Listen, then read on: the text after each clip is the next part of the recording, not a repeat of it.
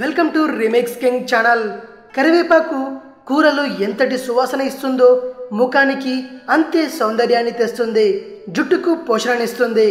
ఇందులోని A C విటమిన్లు చర్మం ఆరోగ్యంగా ఉండేందుకు తోడ్పడతాయి. మరి దాన్ని ఎలా ఉపయోగించాలో ఇప్పుడు తెలుసుకుందాం. కొబ్బరి నూనెను వేడి చేసి అందులో గుప్పెడు కరివేపాకులు వేయాలి. దీన్ని తలస్నానం చేసేందుకు అరగంట ముందు జుట్టుకు రాసుకోవాలి. ఈ నూనె వల్ల జుట్టు నెరుపు సమస్య ఉండదు, కుదుళ్ళు కూడా బలంగా తయారవుతాయి. పచ్చి కరివేపాకును నూరి ముద్దలా చేసి దానికి సరిపడా పెరుగు చేర్చి జుట్టుకు రాయాలి. 20 నిమిషాల తర్వాత గాఢత తక్కువ ఉన్న షాంపూతో కడిగేయాలి. దీనివల్ల జుట్టు రాలడం తగ్గిపోతుంది, చుండ్రు కూడా అదుపులో ఉంటుంది. కొన్ని కరివేపాకులను మెత్తగా చేసి దానికి చిటికెడు పసుపు చేర్చాలి.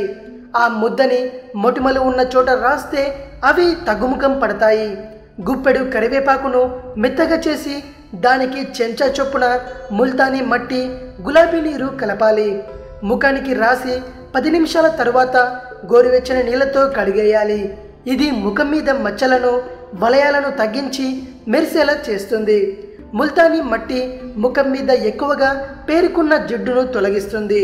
గులాబీ నీళ్లు సహజ రంగును ఇవ్వడంలో సహాయపడతాయి. 2 చెంచాల కరివేపాకు ముద్దకు కొన్ని చుక్కల నిమ్మరసం చేర్చి నల్లటి మచ్చలు ఉన్న చోట రాయాలి.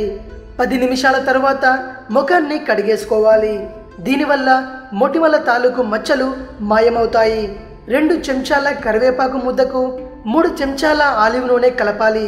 ఈ మిశ్రమాన్ని ముఖానికి, మెడకి రాసి పావు గంట తర్వాత కడిగేయాలి. ఆలివ్ నూనెలోని యాంటీ ఆక్సిడెంట్ తేమ గుణాలు చర్మాన్ని మృదువుగా మారుస్తాయి. ఇది విషయం.